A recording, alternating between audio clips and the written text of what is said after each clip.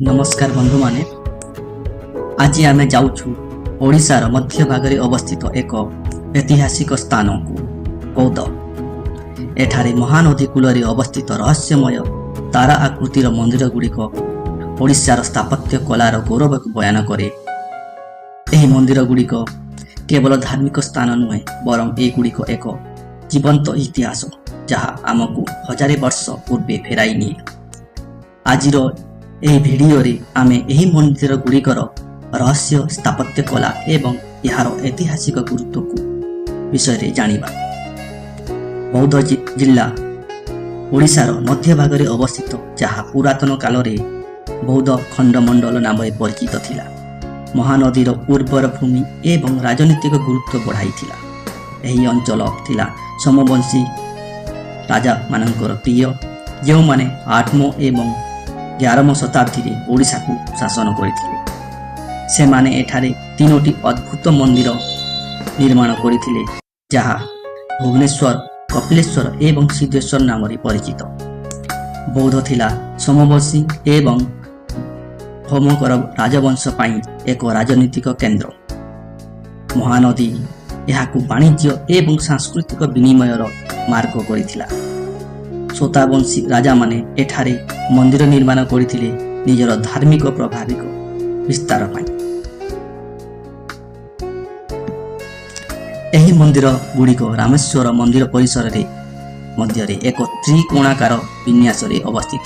ପ୍ରତ୍ୟେକ ମନ୍ଦିର ଏକ ଉଚ୍ଚ ପିଣ୍ଡି ଉପରେ ନିର୍ମିତ ଏବଂ ଏକ ଗର୍ଭଗୃହ ଓ ଛୋଟ ମଣ୍ଡପ ନେଇ ଗଠିତ। 1874-75 ମସିହାରେ ଇଂରେଜ ଇତିହାସକାର ଜେ.ଡି. ବେଗଲକର ଏହି ମନ୍ଦିର ଗୁଡ଼ିକୁ କଳାର ରତ୍ନ ବୋଲି ବର୍ଣ୍ଣନା କରିଛନ୍ତି। Doctor KC. ପାଣିଗ୍ରାହୀ ମତେ ଏହି ମନ୍ଦିର ଗୁଡ଼ିକ ମୁକ୍ତେଶ୍ୱର ମନ୍ଦିର ସହ ସମକାଳୀନ ଏବଂ ଏଗୁଡ଼ିକ ଓଡ଼ିଶାର ସ୍ଥାପତ୍ୟ ଏକ ନୂତନ ଯୁଗର ସୂଚନା ଦେଇଥାଏ। ଏଗୁଡ଼ିକ ପୂର୍ବର ଅପେକ୍ଷା ଅଧିକ ଜଟିଳ ଏବଂ ଅଳଙ୍କୃତ, କିନ୍ତୁ ବ୍ରହ୍ମେଶ୍ୱର ମନ୍ଦିର ଭୁବନେଶ୍ୱର ପରି ପରବର୍ତ୍ତୀ ଶୈଳୀର ଲକ୍ଷଣ ନାହିଁ। ଏହି ମନ୍ଦିର ସ୍ଥାପତ୍ୟ କଳାର ବିଶେଷତା ରହିଛି, ଯାହା ଅନ୍ୟ ମନ୍ଦିର ମାନଙ୍କଠୁ ଭିନ୍ନ କରେ। ତାରା ଆକୃତି ଯୋଜନା। ଏହି ମନ୍ଦିର ଗୁଡ଼ିକ ସବୁଠାରୁ ଆଶ୍ଚର୍ଯ୍ୟଜନକ ବିଶେଷତାରେ ହେଉଛି ଏହାର 8 କୋଣିଆ 2ଟି ଚତୁର୍ଭୁଜକୁ ଛେଦ କରି ଏହି ଅଦ୍ଭୁତ ଆକୃତି ସୃଷ୍ଟି କରାଯାଇଛି।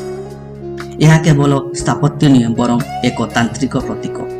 ମନ୍ଦିରର ଗର୍ଭଗୃହରେ ଥିବା ଶିବଲିଙ୍ଗ ମଧ୍ୟ ତାରା ଆକୃତିର ନିର୍ମିତ।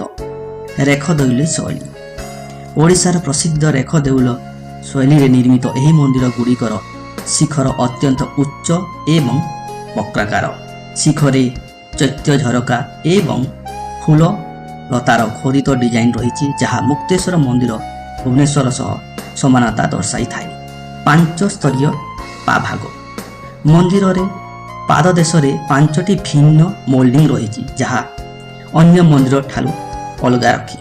ଖୁର, ଯାହା ଘୋଡ଼ାଖୁର ଆକୃତିର, କୁମ୍ଭ, ଯାହା ଘଟ ଆକୃତିର, ପଟ୍ଟ ସଲର ରେଖା ଆକୃତିର, କାନି ଢାଲୁଆ ମୋଲ୍ଡିଂ, ବସନ୍ତ ଫୁଲ ପତ୍ରର ନକ୍ସା। ଡେକୋରେସନ। ଏ ମନ୍ଦିର ଅନ୍ୟ ମନ୍ଦିର ଠାରୁ ଭିନ୍ନ ଅଟେ। ନବଗ୍ରହ ସ୍ଲାବ। ମନ୍ଦିର କାନ୍ଥରେ ନବଗ୍ରହ ପ୍ରାଚୀନ ଜ୍ୟୋତିଷର ମୂର୍ତ୍ତି ଖୋଦିତ। ଦେବତାଙ୍କ ମୁଖାକୃତି ଏବଂ ଫୁଲ ମାଳ ଡିଜାଇନ ଏବଂ ବିଭିନ୍ନ ଦେବାଦେବୀଙ୍କ ମୂର୍ତ୍ତି ଏଠାରେ ଦେଖିବାକୁ ମିଳେ। ତ୍ରିକୋଣାକାର ବିନ୍ୟାସ। 3ଟି ମନ୍ଦିର ଏକ କାଳ୍ପନିକ ତ୍ରିକୋଣରେ 3 କୋଣରେ ଅବସ୍ଥିତ। 2ଟି ମନ୍ଦିର ଭୁବନେଶ୍ୱର ଏବଂ ସ୍ୱପ୍ନେଶ୍ୱର ପୂର୍ବାମୁଖୀ ଥିବାବେଳେ ତୃତୀୟ ମନ୍ଦିର କପିଳେଶ୍ୱର ପଶ୍ଚିମାମୁଖୀ ଅଟେ। ଏହି ବିନ୍ୟାସ ପ୍ରାଚୀନ ଜ୍ୟୋତିଷ ଏବଂ ତାନ୍ତ୍ରିକ ବିଶ୍ୱାସକୁ ପ୍ରତିଫଳିତ କରେ। କାହିଁକି ଯିବେ ଏ ମନ୍ଦିରକୁ? ଆଧ୍ୟାତ୍ମିକ ଶାନ୍ତି ପାଇଁ। ଶିବ ପ୍ରାଚୀନ ଲିଙ୍ଗ ଏବଂ ତାନ୍ତ୍ରିକ ଶକ୍ତି ପ୍ରତୀକ ଅଟେ ଏହି ମନ୍ଦିର। ଇତିହାସଙ୍କ ପାଇଁ ଏହା ହଜାରେ ବର୍ଷ ପୁରାତନ କଳା ଓ ସ୍ଥାପତ୍ୟକୁ ଦେଖିବାକୁ ମିଳେ ଏବଂ ମନ୍ଦିର ଗୁଡ଼ିକ ତାରା ଆକୃତି ଥିବା ଏବଂ ଖୋଦିତ କାମ ପାଇବେ। କିପରି ଯିବେ? ନିକଟତମ ରେଳ ଷ୍ଟେସନ ହେଉଛି ବୌଦ୍ଧ ରୋଡ, ଯାହା 50 କିଲୋମିଟର ଦୂରରେ ଅବସ୍ଥିତ। ଆଉ ଏଠା ଭୁବନେଶ୍ୱରଠୁ 250 କିଲୋମିଟର ଦୂରରେ ଏବଂ ସମ୍ବଲପୁର ଠାରୁ 180 କିଲୋମିଟର ଦୂରରେ ଅବସ୍ଥିତ। ନିୟରେଷ୍ଟ ଏୟାରପୋର୍ଟ ହେଉଛି ଝାରସୁଗୁଡ଼ା, ଯାହା 150 କିଲୋମିଟର ଦୂରରେ ଅବସ୍ଥିତ। ଭଲ ଟାଇମ୍ ହେଉଛି ଅକ୍ଟୋବର ଏବଂ ମାର୍ଚ୍ଚ। ଅକ୍ଟୋବରରୁ ମାର୍ଚ୍ଚ ମାସରେ ଆପଣ ଏହି ସ୍ଥାନକୁ ବୁଲି ପାରିବେ। ଏହି ମନ୍ଦିର ଗୁଡ଼ିକ ଓଡ଼ିଶାର ସ୍ଥାପତ୍ୟ ଇତିହାସରେ ଏକ ସୁନେଲି ଅଧ୍ୟାୟ। ଏଗୁଡ଼ିକ କେବଳ ପଥର ଗଠନ ନୁହେଁ ବରଂ ପ୍ରାଚୀନ ଭାରତୀୟ ବିଜ୍ଞାନ, ଜ୍ୟୋତିଷ ଏବଂ କଳାର ସମନ୍ୱୟ। ଯଦି ଆପଣ ଓଡ଼ିଶାର ଅଜଣା ଇତିହାସକୁ ଅନୁଭବ କରିବାକୁ ଚାହୁଁଛନ୍ତି ତେବେ ବୌଦ୍ଧ ଏକ ଆଦର୍ଶ ଗନ୍ତବ୍ୟ ସ୍ଥଳ। ଦୟାକରି ଭିଡ଼ିଓଟିକୁ ଲାଇକ୍, ସେୟାର ଏବଂ ଚ୍ୟାନେଲକୁ ସବସ୍କ୍ରାଇବ୍ କରନ୍ତୁ। ଧନ୍ୟବାଦ।